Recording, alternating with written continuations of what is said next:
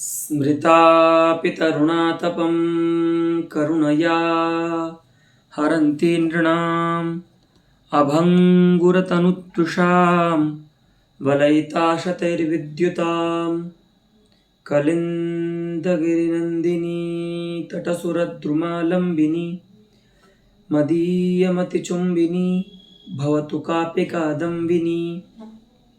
तत्र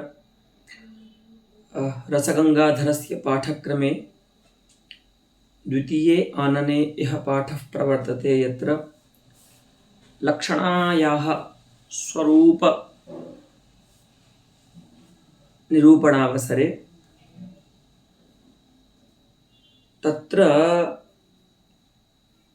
रूपकालङ्कारे लक्षणायाः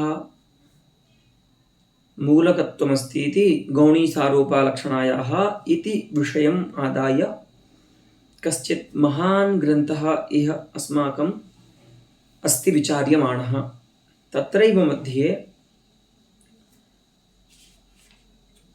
नव्यानां प्राचीनानां च वादद्वयम् अत्र व्याकरोति पण्डितराजः। तत्र नव्या आचार्याः सन्ति, आचार्य अप्पयदीक्षितादयः, प्राचीनाः आचार्य मम्मटादयः। तत्र प्राचां समयः अस्ति यत् रूपकालङ्कारे विषयीवाचकस्य पदस्य स्वार्थसदृशे लक्षणा भवत्यतः रूपकालङ्कारे प्राचीनानां मते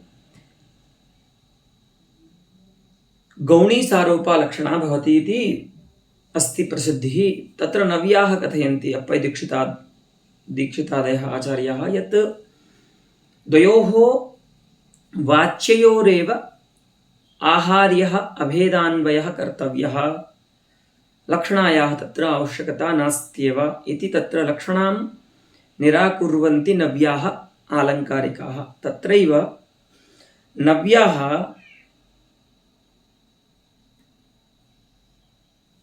क्वचित् शङ्कां कुर्वन्ति, तां समाधित्सन् पण्डितराजः ग्रन्थं करोति। तत्रैव अस्माकं गतः पाठः आसीत्। अस्तु, तन्नाम उपमितसमासे कथं लक्षणां विनैव शाब्दबोधः भवति, अथवा यदि लक्षणा अस्ति चेत् तत्र निरूढा लक्षणा कर्तव्या इति समाधानद्वयं प्रास्तावि पण्डितराजेन। अस्तु, अद्यतनपाठस्य प्रथमा पङ्क्तिरस्ति, वाचकलोपस्तु उपमानाद्यकरम्बित सादृश्य विशिष्टान्यतर प्रतिपादक शून्यत्वात् उपपादनीयः। हाँ, अब देखिए, बात ये आई थी, नव्याचार्यों ने ये कहा था कि आपने जो इवादी साधारण धर्म, ये सादृश्यवाचक माने उपमावाचक पद और साधारण धर्मवाचक जो द्विलुप्ता उपमा होती है उसका जो उदाहरण दिया है पुरुष व्याघ्र इत्यादि में इत्यादि, वहाँ पर ना तो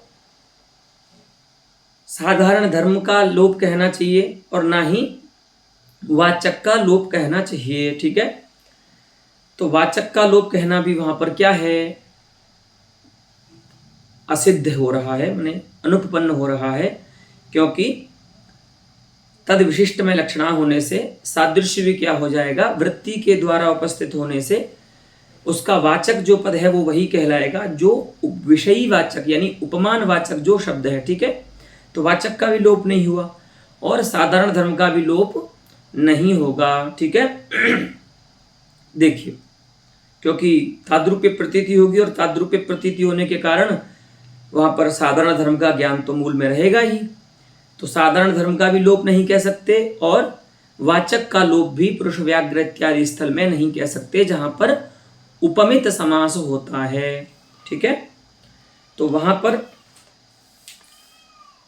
समाधान दे रहे हैं पंडितराज के। देखिए, पुरुष व्याघ्र इत्यादि स्थल में जो हम वाचक लुप्ता उपमा मानते हैं उसमें वाचक का लोप तो इस प्रकार से समझना चाहिए, उपमानाद्यकरम्बित सादृश्य विशिष्टान्यतर प्रतिपादक शून्यत्वात्।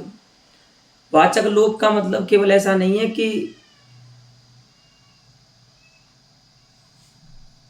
यथा कथंचित वाचक बोधकस्य लोपः, ऐसा नहीं है अर्थ वहां पर। वाचक के बोध का लोप नहीं बोल रहे हैं, माने सादृश्य के बोधक का लोप नहीं बोल रहे हैं। वाचक का लोप का अभिप्राय वहां पर यह है कि उपमानाद्यकरंबित जो सादृश्य है ना, तो उपमानाद्यकरंबित सादृश्य का अर्थ समझिए, उपमान निष्ठ जो उपस्थितीय विषयता है ना। देखिए कोई भी अर्थ जो होता है वह ज्ञान का विषय बनने से पहले, यानी शाब्द बोध का विषय बनने से पहले, अगर वो शाब्द ज्ञान का स्थल है तो पहले उसकी उपस्थिति होती है, फिर उपस्थिति के बाद तब उसका शाब्द बोध होता है। जो उपस्थित अर्थ होते हैं उनका आकांक्षा, योग्यता, सन्निधि इत्यादि धर्मों के कारण, ठीक है।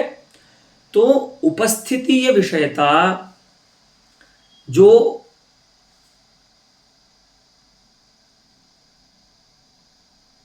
उपमान में रह रही है, उस प्रकार की विषयता सादृश्य में न रहे, उसी को कहेंगे उपमानाद्यकरंबितम सादृश्यम। अर्थात इसका अभिप्राय यह है कि उपस्थिति में सादृश्य जो है वह न रहे उपमान के साथ। तो यहां पर उपस्थिति में तो नहीं रहेगा, ठीक है। प्राथमिक जो उपस्थिति होगी उसमें तो नहीं रहेगा सादृश्य, है ना।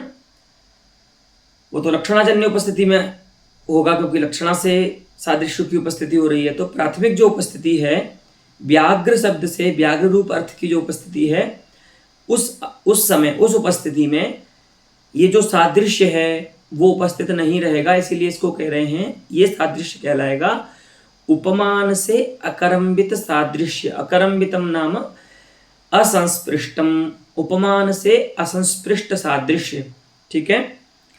तो वाचक लोप का मतलब वहां पर यह है कि उपमान से असंस्पृष्ट सादृश्य अथवा तद विशिष्ट अन्यतर के प्रतिपादक शब्द की शून्यता, है ना। वाचक लोप का मतलब ये नहीं है कि सादृश्य लक्षणा से किसी शब्द के द्वारा उपस्थित हो गया, ऐसा नहीं। उपमान से रहित, माने उपमान निष्ठ जो उपस्थिति विषयता है, उस विषयता, वो विषयता जिसमें नहीं है, अर्थात जो उपस्थिति में उपमान के साथ नहीं है, ऐसा जो सादृश्य है, या तो उस सादृश्य का प्रतिपादक हो कोई शब्द। देखिए उसमें क्या होता है, उपमा अलंकार में दो प्रकार के उपमावाचक शब्द होते हैं। एक जो साक्षात सादृश्य के वाचक होते हैं, जैसे इवादि शब्द, तुल्य इवादि शब्द, और नारायण। और एक शब्द होता है जो सादृश्य विशिष्ट का वाचक होता है, जैसे सदृशादि शब्द, ठीक है। तो कोई भी शब्द हो, या तो सादृश्य का साक्षात वाचक शब्द हो, अथवा सादृश्य विशिष्ट का वाचक सदृशादि, समादि, निभ, उपम इत्यादि शब्द हो। इनमें से एक के द्वारा सादृश्य की उपस्थिति होनी चाहिए।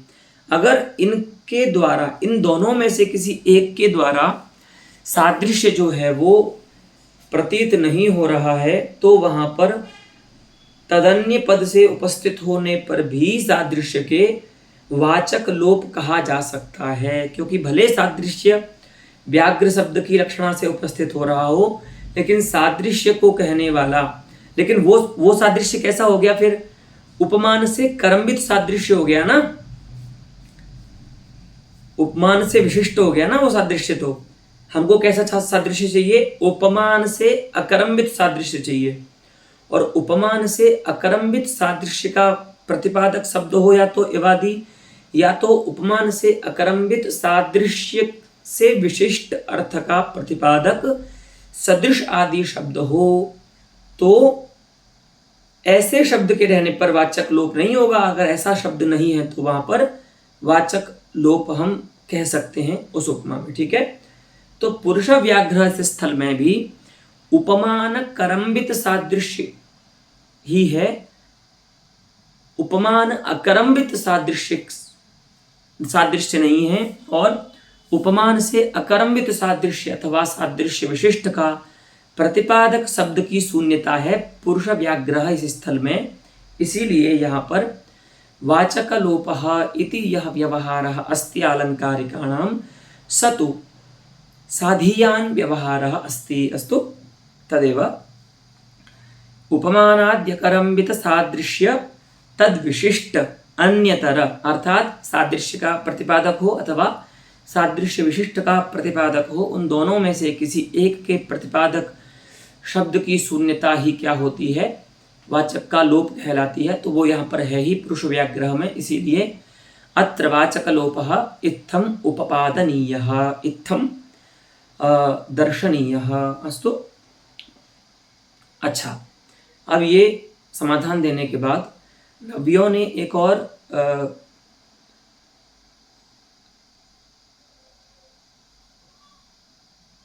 दूषण जो दिया था प्राचीनों के मत में, वो ये था कि विद्वन मानस हंस इत्यादि जो जहां पर श्लेष मूलक है रूपक, वहां पर चूंकि आरोप जो है वह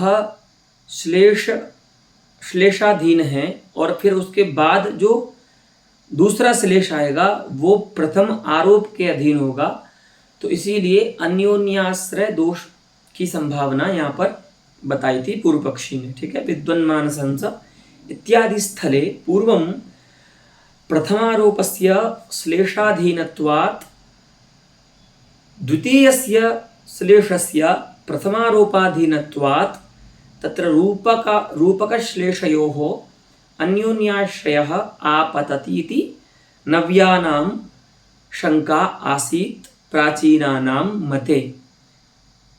तस्याः समाधानम् इत्थं विधत्ते पंडितराजः। पश्यन्तु,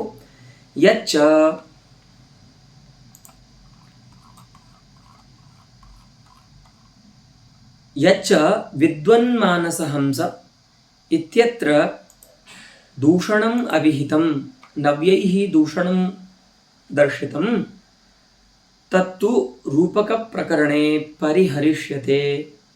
इदानीं यद्यपि वयं लक्षणायाः स्वरूपाविधाने तस्याः रूपकमूलत्वं विचारयामः, परन्तु अयं प्रसंगः रूपकालंकारस्य नास्ति, स तु भिन्नः अस्ति इति। नाम अलंकाराणां निरूपणावसरे रूपकं यदा अभिधास्ये तदा एनां शंकां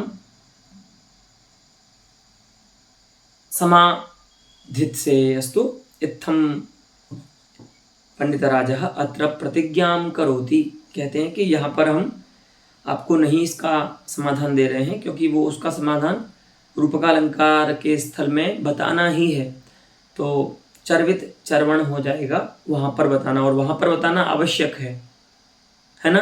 रूपक के स्वरूप में ही अन्योन्याश्रय की शंका होनी है, तो वहाँ पर बताना आवश्यक है। इसीलिए रूपक के प्रकरण में ही हम इस शंका का, जो नव्यों की शंका है, इसका समाधान करेंगे। अस्तु, एतत्तु दूषणं रूपक प्रकरणे एव परिहरिष्यते मया। अस्तु, पुनः किंचित् दूषणान्तरं नव्यैरुद्भावितं प्राचां मते अत्र समाधीयते पंडितराजेन। यदप्युक्तं रूपके सदृशलक्षणायाः फलं ताद्रूप्य प्रत्ययो न युज्यते, तत्सदृश इति शब्दबोधानन्तरमपि तथा प्रत्ययापत्तेः इति न। अब आप याद कीजिए, चूंकि प्राचीन आचार्य विषयीवाचक पद में रूपक स्थल में लक्षणा मान रहे हैं, इसीलिए, और लक्षणा तो क्या है, प्रयोजनवती है, निरूढ़ा तो है नहीं वहां पर, तो मुखम चंद्र इत्यादि स्थल में चंद्र शब्द की जो तत्सदृश में लक्षणा है, उस लक्षणा का फल क्या है, प्रयोजन क्या है, क्योंकि लक्षणा तो अगर निरूढ़ा नहीं है तो बिना फल के प्रवृत्त नहीं होगी। तो फल क्या है लक्षणा का? तो प्राचीनों ने कहा था कि चंद्र ताद्रूप्य की मुख में प्रतीति ही प्रयोजन है। चंद्र ताद्रूप्य संप्रत्ययः प्रयोजनं लक्षणायाः इति प्राचाम् अस्ति सिद्धान्तः। ताद्रूप्य संवेदनं नाम मुखपदार्थस्य चंद्रत्वरूपेण बोधः एव ताद्रूप्य संप्रत्ययः अस्तेषाम्। अस्तु, तो वहां पर प्रश्न किया था नव्याचार्यों ने कि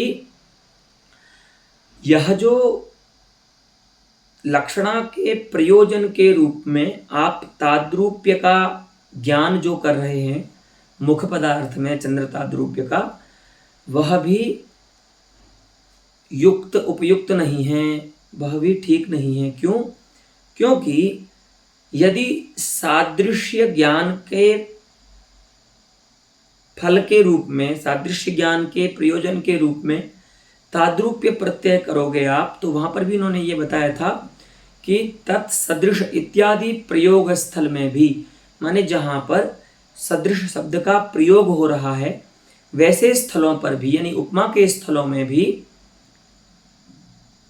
ताद्रूप्य प्रत्ययापत्ति आएगी। जबकि आप तो ये मानते हो कि ताद्रूप्य संप्रत्यय केवल रूपकालंकार में ही होता है, उपमान ताद्रूप्य तो ताद्रूप्य यानी अभेद उपमा स्थल में नहीं होता है। लेकिन अगर आप ऐसा मानते हैं, माने सादृश्य ज्ञान के प्रयोजन के रूप में ताद्रूप्य संप्रत्यय को मानेंगे, तब तो तत्सदृश इत्यादि प्रयोग के बाद, है ना, और इस प्रकार के प्रयोग का जब बोध हो जाएगा, इति शब्द जब बोधानंतरम, माने तत्सदृश अर्थात राम सदृशस्यामः इत्यादि शब्दजन्य बोध के बाद, तथा अर्थात राम ताद्रूप्य प्रत्ययस्य कुत्र श्यामे राम ताद्रूप्य संप्रत्ययस्य आपत्ति ही आयाति। यतो हि भवतां मते तो ताद्रूप्य प्रत्ययस्तु केवलं रूपके भवति, न तु उपमालंकारे। अत्र तु उपमालंकारः अस्ति रामसदृशस्यामः, तर्हि उपमालंकारे यदि ताद्रूप्य संप्रत्ययः भवति चेत् तादृशं भवनं तस्य आपत्तिरेव खलु।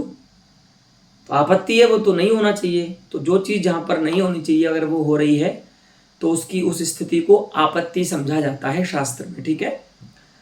तो तत्सदृश इति शब्दज बोधानंतरमपि तथा प्रत्ययापत्तेः इति तन्न, तो ऐसा भी आपको नहीं कहना चाहिए। अर्थात नव्याः इत्थमपि न विशंकेरन् प्राचां मते इति पंडितराजस्य अत्र समाधानमस्ति।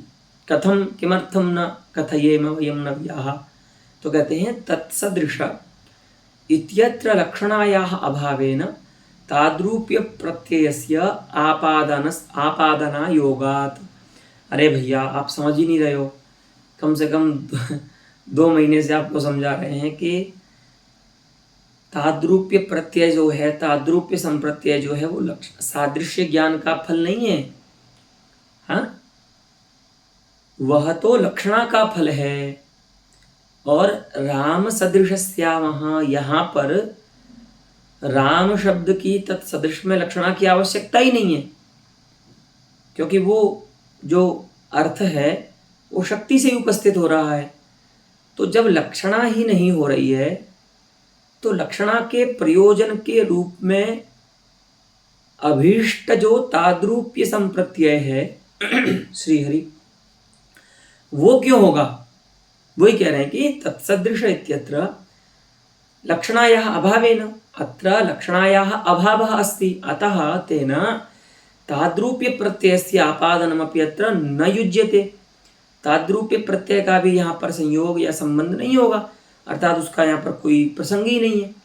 क्योंकि ताद्रूप्य संप्रत्यय तो ऐसी कोई ऐसा अर्थ नहीं है जो केवल सादृश्य का ज्ञान जहाँ पर हो जाए वहीं पर ताद्रूप्य प्रत्यय होने लगे, ऐसा तो नहीं है।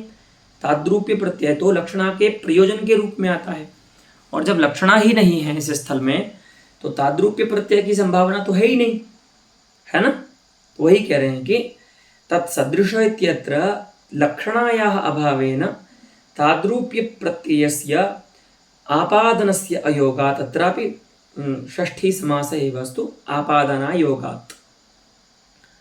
इसीलिए यहाँ पर ऐसा नहीं कहना चाहिए कि ताद्रूप्य संप्रत्यय जो फल मानते हो आप लक्षणा का, वो भी अनुचित है, सो बात नहीं है, ठीक है। ताद्रूप्य प्रत्ययो लक्षणाया फलमिति प्राचाम समयः, और यही उनका सिद्धांत है प्राचीन आचार्यों का कि मुखम चंद्र इत्यादि स्थल में चंद्र शब्द की जो लक्षणा है उस लक्षणा का फल है मुख पदार्थ में चंद्र ताद्रूप्य का संप्रत्यय कराना, यही सिद्धांत है उनका, ठीक है। इसी के लिए वो क्या करते हैं प्राचीन आचार्य, लक्षणा मानते हैं। नहीं तो उनको भी कोई समस्या नहीं है आपकी तरह आहार्य अभेद मानने में, है ना। उनका भी ऐसा कोई नहीं कि उनसे आहार्य अभेद मानने पर उनसे कोई पैसे ले रहा है, ऐसी बात नहीं है। पर उनका सिद्धांत ये है कि उनको चंद्र ताद्रूप्य की प्रतीति कराना इष्ट है, इसीलिए वो लक्षणा मान रहे हैं, ठीक है। तो बोले ऐसा भी क्यों मानना है भाई, हाँ, कि चंद्र ताद्रूप्य की प्रतीति क्यों माननी है आपको, हाँ, जिसमें जो धर्म नहीं है उस धर्म का ज्ञान क्यों करना है आपको। तो बोले ये आपके और हमारे कहने से नहीं होता है, ये लोक का व्यवहार है।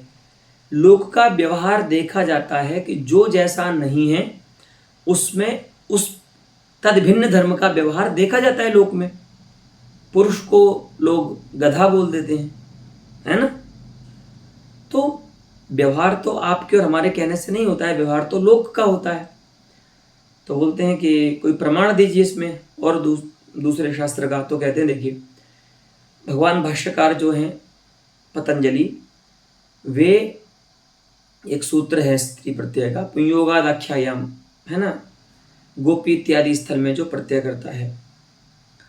अब पुंयोगादाख्यायाम इस सूत्र के भाष्य में भगवान भाष्यकार लिखते हैं कि अतस्मिन् स इत्येतत् कथम भवति। अगर आप ऐसा नहीं मानेंगे, माने तद भिन्न में तत्शब्द का व्यवहार नहीं करेंगे, तो माने इस व्यवहार को आप इसकी साधुता नहीं बताएंगे, इसको गलत मानेंगे, तब तो बहुत सारे व्यवहार ऐसे हैं लोग के जो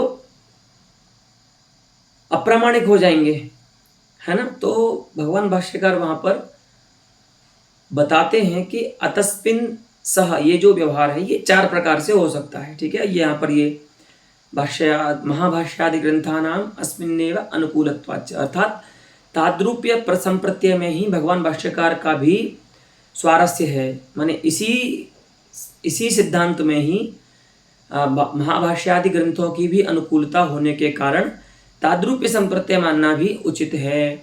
नव्यों के अनुसार 2 अर्थों का आहार्य भेद मानना तो ठीक नहीं है। तो कहीं ना कहीं यहाँ पर ये समझना चाहिए हमको कि आचार्य जगन्नाथ की भी जो सहमति है वह प्राचीनों के सिद्धांत में ही है, नव्य अप्पय दीक्षित आचार्य के सिद्धांत में उनकी सहमति भी नहीं है। तभी वो कहते हैं कि भैया दोनों सिद्धांतों में से अगर हम प्राचीनों के सिद्धांत को मानते हैं तो ही भगवान भाष्यकार की जो कथन है वो संगत होगा। नव्यों के अनुसार तो वहां पर आकुली भाव प्रसंग हो जाएगा, आगे बताएंगे अभी, ठीक है। तो भगवान भाष्यकार लिखते हैं कि ये तात्स्थ्यात् ताद्धर्म्यात् तत्सामीप्यात् और तत्साहचर्यात्, है ना, इन 4 प्रकारों से अतस्मिन् सह इत्येतद् भवति।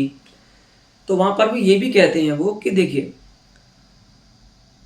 भिन्न जो पदार्थ होते हैं उनका अभेद तो संभव है नहीं, तो क्या करना है। तो भाष्य की ही पंक्ति है वहां पर कि भिन्नानाम अभेदाभावात् कथम पुनः अतस्मिन् तत् इत्येतत् अतस्मिन् सह इत्येतद् भवति। जब जो दो भिन्न पदार्थों का अभेद संभव ही नहीं है तो पहले शंका करते हैं, माने प्रश्न करते हैं। भाष्यकार की ये शैली है। तो इस प्रकार के व्यवहार कैसे होते हैं? तो फिर समाधान भाष्य आता है उनका कि चतुर्भिः प्रकारैः ताद्रूप्यम आरोप्यते, 4 प्रकार से ताद्रूप्य आरोपित होता है। वास्तविक ताद्रूप्य तो संभव है ही नहीं, क्योंकि दोनों पदार्थ भिन्न शक्यतावच्छेदक संपन्न है। तो ताद्रूप्यम आरोप्यते केन प्रकारैः, चतुर्भिः प्रकारैः। वो प्रकार कौन कौन से हैं? तो तात्स्थ्यात्, ताद्धर्म्यात्, तत्सामीप्यात्, तत्साहचर्याच्च, है ना।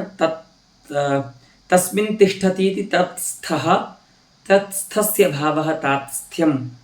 उसी प्रकार से आगे भी आप विग्रह कर सकते हैं। तस्य धर्मः तद्धर्मः, तद्धर्मस्य भावः ताद्धर्म्यम तस्मात्, और तस्य समीपम तत्समीपम, तत्समीपस्य भावः तत्सामीप्यम, और तस्य सहचरः, हाँ, तत्सहचरः, तत्सहचरस्य भावः तत्साहचर्यम इत्यादि। इन 4 संबंधों से जो अवास्तविक अभेद है, ताद्रूप्य जो है, उसको कहीं पर उसका प्रयोग किया जाता है। आरोप करने का मतलब अवास्तविक ही है। अगर वास्तविक अभेद होता तो आरोपित उसे नहीं करना पड़ता, वो तो रहता ही, क्योंकि आरोप ही क्या है? बाधकालीन इच्छाजन्य ज्ञान है, तुक है। ये भाष्यकार का वहां पर निर्वचन है योगादाख्यायम में।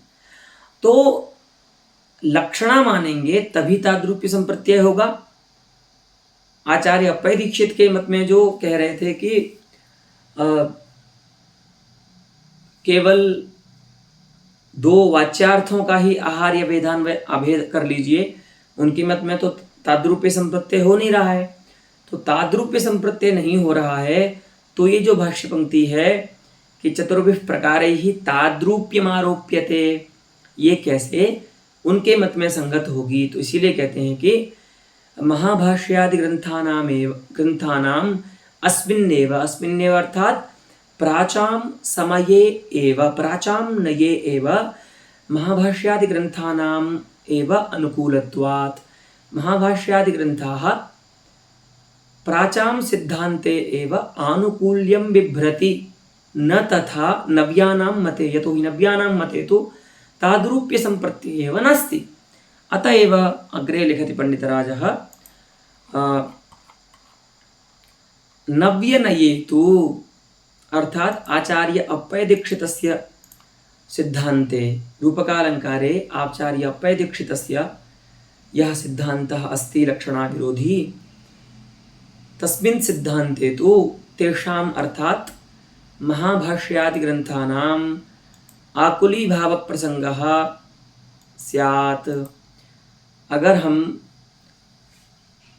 आचार्य अप्पय दीक्षित के मत में विचार करते हैं तो चतुर्भिः प्रकारैस्ताद्रूप्यमारोप्यते, ये जो भाष्य वचन है इसका आकुली भाव हो जाएगा, आकुलता हो जाएगी, ये वहाँ पर घटित नहीं होगा उस सिद्धांत के अनुसार। अस्तु इति दिक्। अस्तु अत्रैव एनं महान्तं जायमानं विमर्शं समाप्तिं तत्र प्रापयति पंडितराजः। यत्र गौणी सारोपालक्षणा भवति तत्र रूपकालंकारे गौणी सारोपालक्षणास्त्यतः गौणी सारोपालक्षणामादाय तच्छाब्दबोधादिकं सर्वमत्र विचारितम्। इदानीम् एका अपरापि लक्षणा भवति।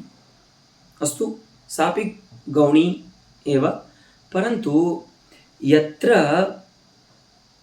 आरोप विषयस्य वाचकं पदं वाक्ये उपात्तं न भवति, तत्पदम् उपमानवाचकेन नाम विषयीवाचकेन पदेन निगीर्णं भवति। एवं अलङ्कारिकाणां विपदेशः भवति। अर्थात् यत्र उपमेयं विषयिणा निगीर्णं भवति तत्तादृशी लक्षणा साध्यवसाना लक्षणा उच्यते। उसको हम साध्य वसाना लक्षणा कहते हैं। दोनों में ही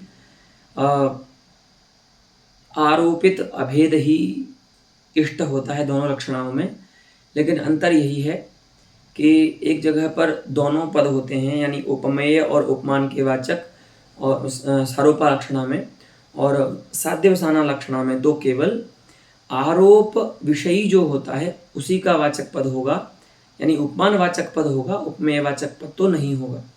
तो अब वहाँ पर क्या कुछ वैलक्षण्य आता है बोध में, उसको लेकर के बात करेंगे। और यह जो साध्यवसाना लक्षणा होती है वह अतिशयोक्ति एक अलंकार होता है काव्यशास्त्र में, उस अलंकार की मूल होती है। ठीक है, जैसे गौणी सारूपा लक्षणा रूपका अलंकार की मूल है, उसी प्रकार से गौणी साध्यवसाना लक्षणा अतिशयोक्त्यलंकारस्य मूलम् अस्ति इति भवद्भिः अत्र अवसेयम्। अस्तु।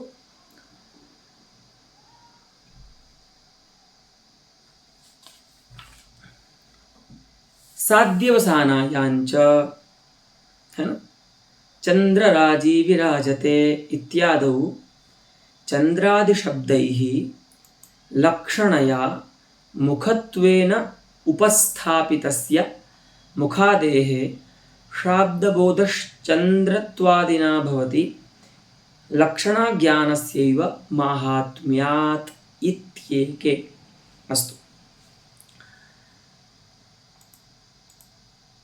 तन्नाम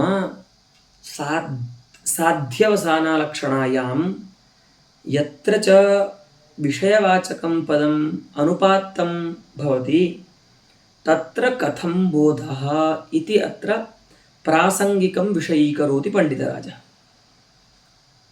तो वहाँ कैसे बोध होता है, तो अनेक मत वहाँ पर पंडितराज ने दिखाए हैं।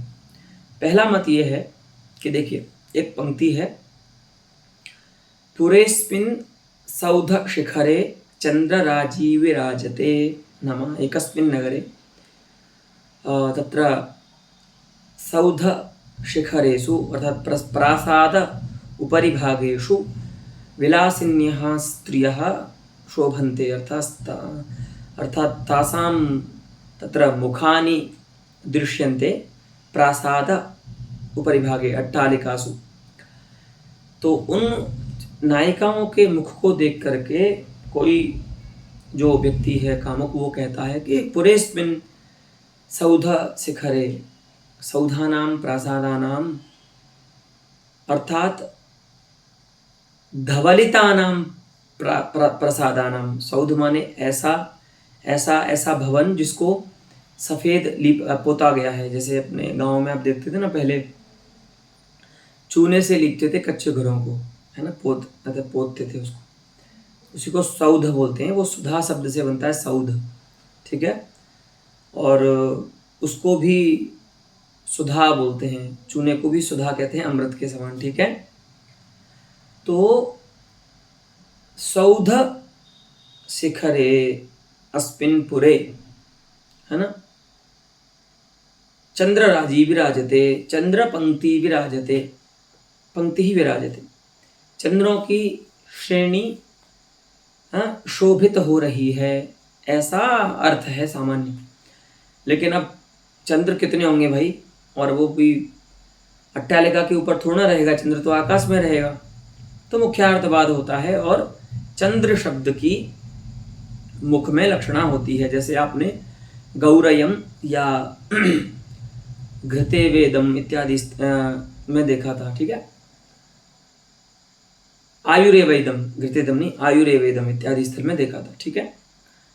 तो वहां पर ऐसा नहीं कहा कि चंद्र मुख चंद्र राजी विराजते, ऐसा नहीं बोला है। सीधा कह रहे हैं कि चंद्र राजी विराजते, चंद्र पंक्ति शोभित हो रही है। तो अत्र नायिकानां मुखानि चंद्रत्वेन केनचित् अध्यवस्यन्ते, है ना।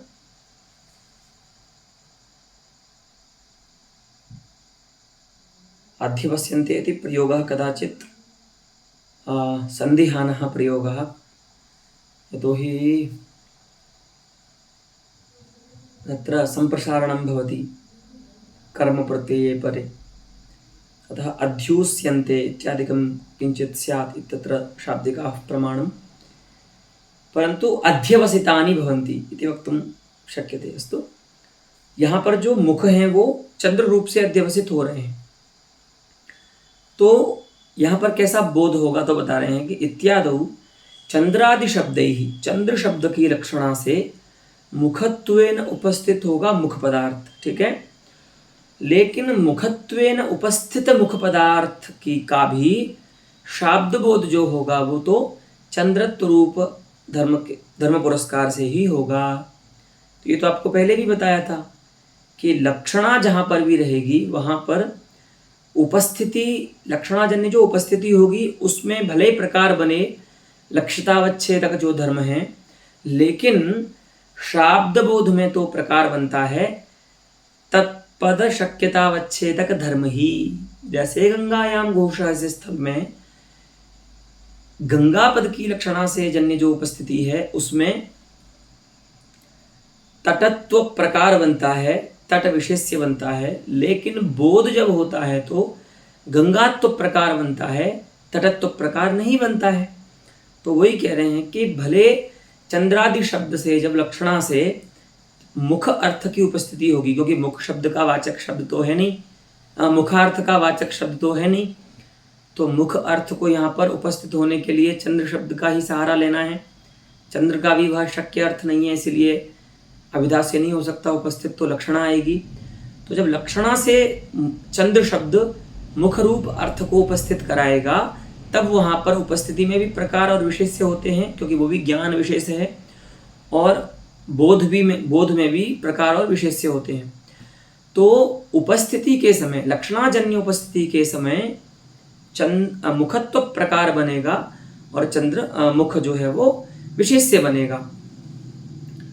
लेकिन बोध जब होगा उपस्थिति के बाद तो वहां पर अब मुखत्व प्रकार नहीं बनेगा, अब तो वहां पर चंद्रत्व प्रकार बनेगा और मुख विशेष्य बनेगा। ये एक आचार्य का मत है साध्यवसाना लक्षणा के स्थल में, ठीक है। चंद्रराजी विराजते इत्यादि स्थल में चंद्र शब्द के द्वारा लक्षणावृत्ति से मुखत्व रूप से उपस्थित जो मुख अर्थ है उस अर्थ का बोध चंद्रत्व रूप से होता है। वही कह रहे हैं कि चंद्रराजी विराजते इत्यादौ चंद्रादि शब्दैहि लक्षणया मुखत्वेन उपस्थापितस्य मुखादेः अर्थात मुखार्थस्य लक्ष्यस्य शाब्दबोधस् चंद्रत्वादिना भवति। अर्थात शाब्दबोध में जो प्रकार होता है धर्म वो शक्यतावच्छेदक धर्म होता है। तो वो बोलते हैं भैया वही समस्या है, फिर से वही शंका कि शाब्दबोधीय और उपस्थितीय जो विषयताएं होती हैं उनमें समान प्रकार विशेष्यक नियम होता है उनका, ठीक है। अर्थात उपस्थिति में जो प्रकार और विशेष्य हैं वही प्रकार और विशेष्य शाब्दबोध के होने चाहिए, आप भेद नहीं कर सकते। लेकिन यहाँ पर क्या हो रहा है, विशेष्य में तो भेद नहीं है उपस्थिति और शाब्दबोध में, लेकिन जो प्रकार है उसमें भेद हो रहा है। उपस्थितौ लक्षितावच्छेदकं प्रकारः शाब्दबोधे च शक्यतावच्छेदकं प्रकारः तच्च उपस्थितौ मुखत्वं शाब्दबोधे च चंद्रत्वं। तो प्रकार में भी भेद नहीं होना चाहिए। तो आपने नियम का खंडन हो रहा है आपके मत में। तो कह रहे हैं देखिए हमने आपको पहले भी बताया था कि समान प्रकार विशेष्यकत्व जो नियम होता है शाब्दबोधीय और उपस्थितीय विषयताओं का, वह लक्षणातिरिक्त स्थल में ही उसका विचार करना चाहिए। अथवा यूँ कहिए कि शक्ति जब बोध स्थल में ही उसका विचार करना चाहिए। कहीं कहीं पर व्यंजना से भी ऐसा देखा जाता है कि उपस्थिति और शब्दबोधी विषयताओं में प्रकार बदल जाते हैं। तो उस नियम में परिष्कार कीजिए कि केवल शक्तिजन्य बोध स्थल में ही बोध और उपस्थिति विषयताओं में समान प्रकार और विशेष्य का नियम होता है। तो वही लिखते हैं कि लक्षणा ज्ञानस्यैव माहात्म्यात्, क्योंकि लक्षणाजन्य ज्ञान है ये शाब्दबोध जो हो रहा है ना, वो लक्षणाजन्य ज्ञान है। अथवा इसका ऐसा अर्थ भी कर सकते हैं कि लक्षणाजन्य ज्ञान का यह महात्म्य है कि उसके रहने पर शाब्दबोध और उपस्थिति विषयताओं में भेद होता है। यही तो बताया था लक्षण के समय भी कि कहीं पर भी लक्षणा जहां होगी वहां पर सभी जगह पर बोध जो होगा वो तो शक्यतावच्छेदक रूप में ही होगा लक्ष्यार्थ का। तो शक्यतावच्छेदक रूपेण एव लक्ष्य मानस्य भानात्, ऐसा करके लक्षण के स्थल में भी पंडित राज ने प्रतिज्ञा की थी। तो यहाँ पर भी वो उसको दोबारा स्मरण दिला रहे हैं कि भैया लक्षणा जहाँ पर रहती है वहाँ पर आपको ये चिंता नहीं करनी है कि उपस्थिति और शाब्दबोधीय जो प्रकार था क्या विषयता है उसमें भेद हो रहा है। तो वही कहा कि इत्येके, ऐसा एक आचार्यों का मत है। दूसरे आचार्य बोलते हैं कि लक्षणया मुखत्वेन मुखादेः शाब्दबोधे वृत्ते अर्थात संपन्ने अस्तु अत्र सति सप्तमी अस्ति, यतः अन्यथा न भावनीयम् एतत् सप्तम्यन्तं पदमस्तु। तो वृत्ते अर्थात शाब्दबोधे संपन्ने सति, जब चंद्रराजी विराजते इत्यादि स्थल में।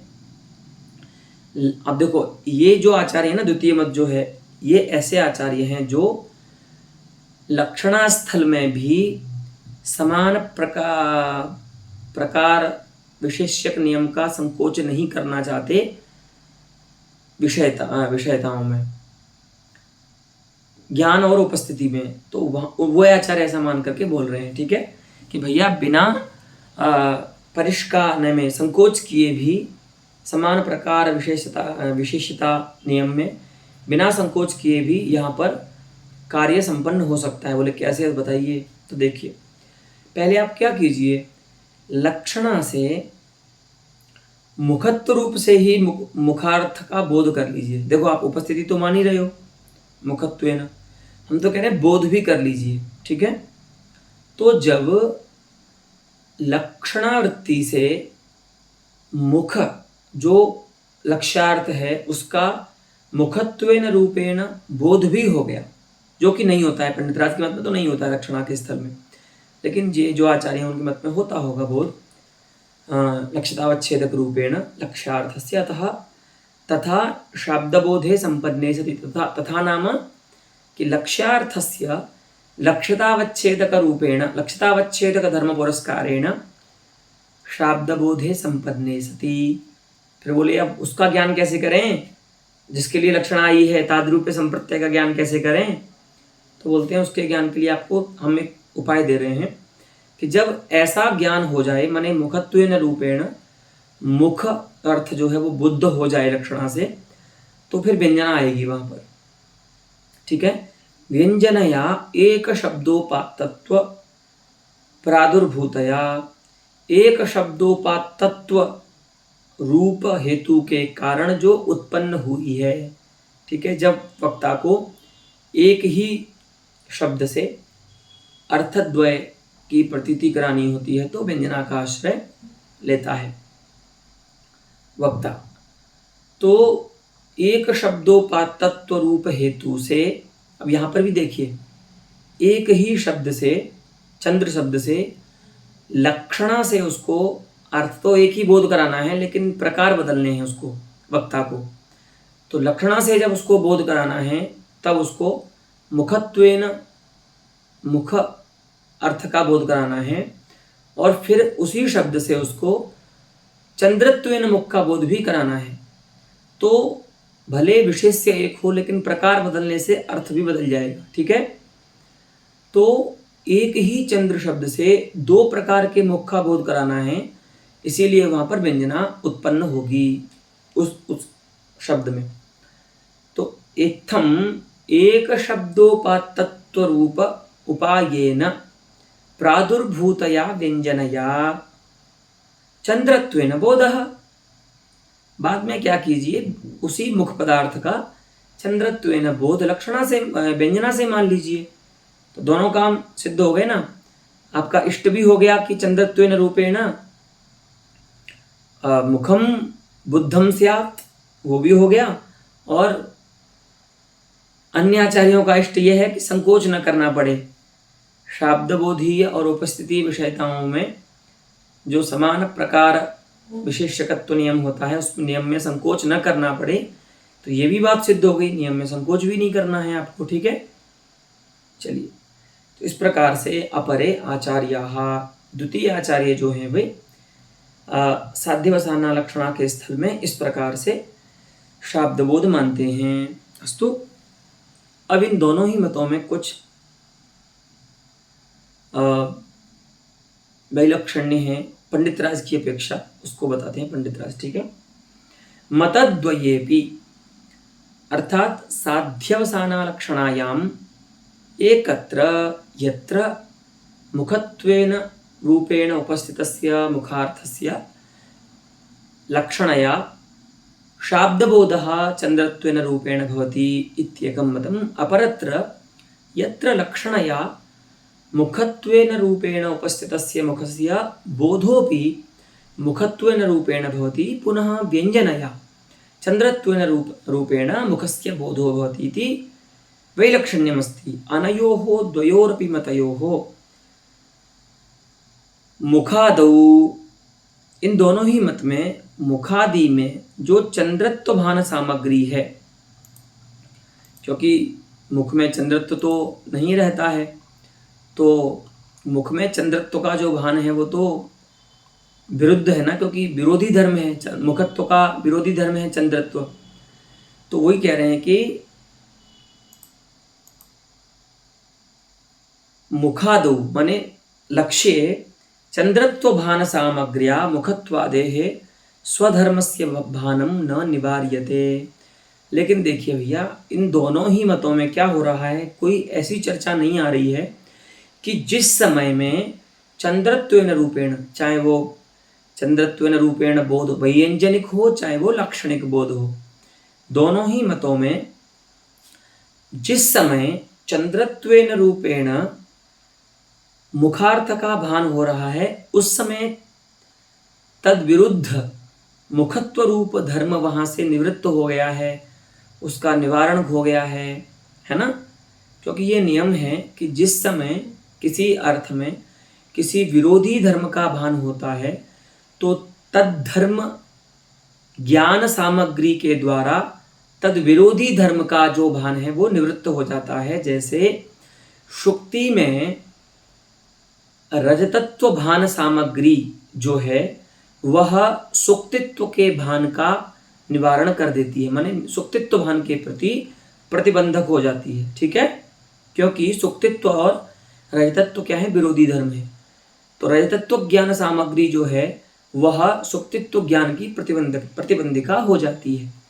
ऐसे ही यहाँ पर चंद्रत्व और मुखत्व जो हैं वे विरुद्ध धर्म हैं, इसीलिए चंद्रत्व ज्ञान सामग्री जो है उसको क्या करना चाहिए, सामान्य नियम के अनुसार मुखत्व ज्ञान का निवारण कर देना चाहिए। लेकिन इन दोनों ही मत में ऐसी कोई चर्चा नहीं आई है, तो वही कह रहे हैं कि मतद्वयेप्यस्मिन् मुखादौ चंद्रत्व भान सामग्र्या मुखत्वादेः स्वधर्मस्य अर्थात देखो भैया, चंद्रत्व जो है वो तो स्वधर्म नहीं है मुखार्थ का, वो तो चंद्र का है धर्म, इसीलिए आरोपित है वो। स्वधर्म क्या है, इसका मुखत्व है, इसीलिए बोल रहे हैं मुखत्वादेः स्वधर्मस्य भानम न निवार्यते। दोनों ही धर्मों में जो नियम है प्रसिद्ध, उस नियम का पालन नहीं देखा जा रहा है, अर्थात कि विरोधी धर्म की जो ज्ञान सामग्री है उसके द्वारा प्रकृत धर्म का भान निवृत्त हो जाता है। ऐसा तो नहीं हो रहा है यहाँ पर, इसीलिए इत्थम च, इस प्रकार से एकस्मिन् धर्मिणी, एक जो धर्मी है मुख रूप धर्मी, तस्मिन् धर्मिणी चंद्रत्वादीनां मुखत्वादीनां च साक्षात् भानमेव सारोपातोस्याः विच्छेदकम्। हाँ, अस्याः अर्थात साध्यवसाना लक्षणायाः विच्छेदकम् साक्षात भानमस्ति।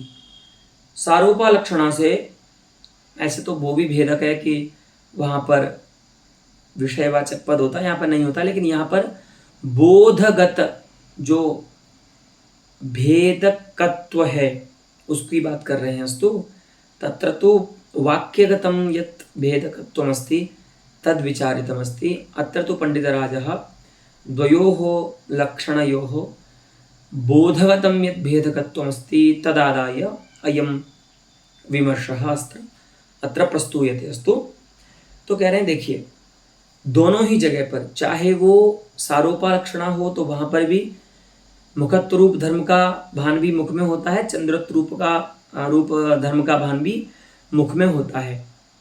तो इसका मतलब वहाँ पर भी मुख अर्थ में दोनों धर्म भाषित हो रहे हैं, चंद्रत्व और मुखत्व। और यहाँ पर भी, यहाँ पर माने साध्यवसाना लक्षणा में भी दोनों धर्म, चंद्रत्व और मुखत्व दोनों धर्म भाषित हो रहे हैं।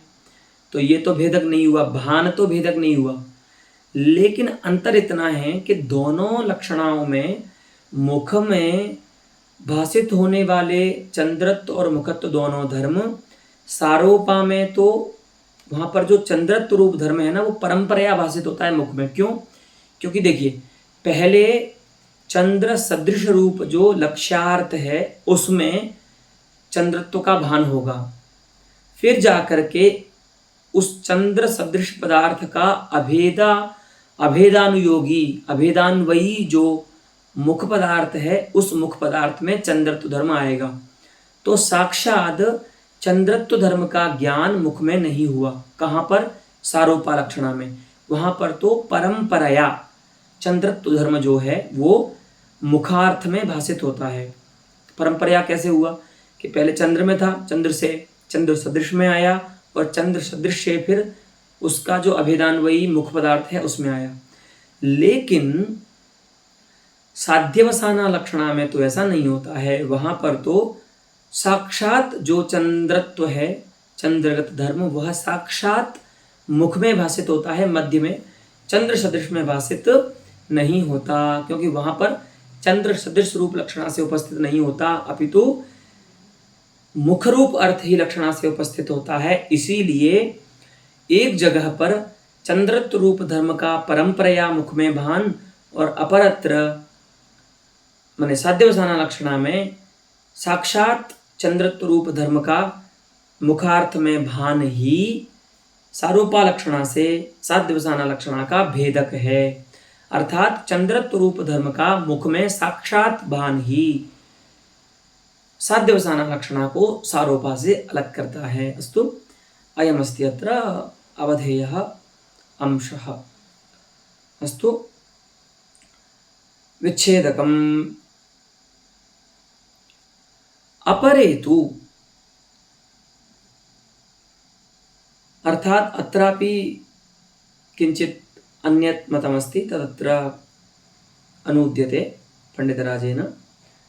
निवार्यत एव विरुद्ध भान सामग्र्या स्वधर्मस्य भानम। अच्छा, अब एक आचार्य ऐसे हैं कि जो ऐसा मानते हैं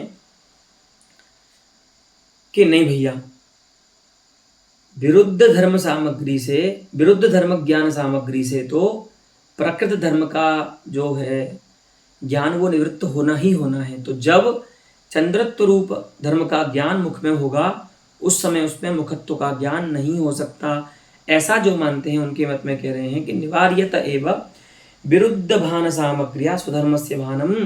क्यों? क्योंकि भैया सिद्धांत है रजतत्व भान सामग्र्याम सुक्तित्वस्य भानात्। जैसा कि आपको बताया था अभी कि जिस समय रजत सुक्ति में रजतत्व प्रकार ज्ञान होगा तो रजतत्व भान सामग्री जो है, चाकचिक्यादि दोष जो हैं या दूरतादि, उस सामग्री के द्वारा वहाँ पर सुक्तित्व का जो भान है वो हटा दिया जाता है। सुक्तित्व की प्रतिबंधिका हो जाती है वो सामग्री, सुक्तित्व प्रकारक ज्ञान की। ठीक है, इति वदंती। तो ऐसा मानते हैं कुछ आचार्य। तो यानी कि उनके मत में चंद्रत्व रूप धर्म का ज्ञान के समय में मुख में मुखत्व का ज्ञान तो नहीं होगा, तो फिर क्या होगा? तो बोलते हैं मतेस्मिन् विषयतावच्छेदका स्फूर्तिस्तथा। इस मत में तो माने द्वितीय जो मत है, इस मत में क्या करना पड़ेगा? अवच्छेदक विच्छेदक क्या बनेगा? भेदक क्या बनेगा?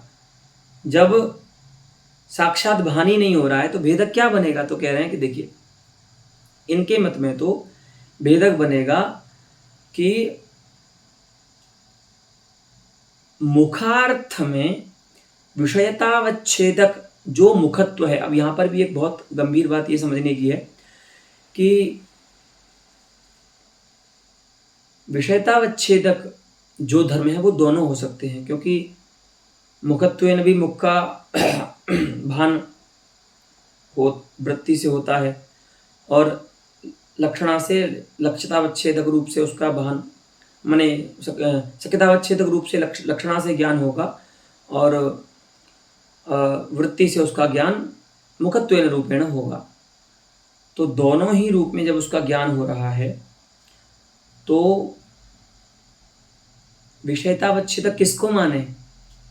तो यहाँ पर ये समझने वाली बात है कि यहाँ पर विषयतावच्छेदक शब्द का अर्थ आपको शक्यतावच्छेदक करना है, तभी जाकर के पंक्ति संगत होगी। तो विषयतावच्छेदक माने शक्यतावच्छेदक, जो क्या है? मुखत्व। तो ये कह रहे हैं कि साध्यवसाना लक्षणा में तो मुखत्व रूप धर्म की अस्फूर्ति ही क्या है? भेदक है। किसकी? साध्यवसाना लक्षणा की सारूपा लक्षणा से।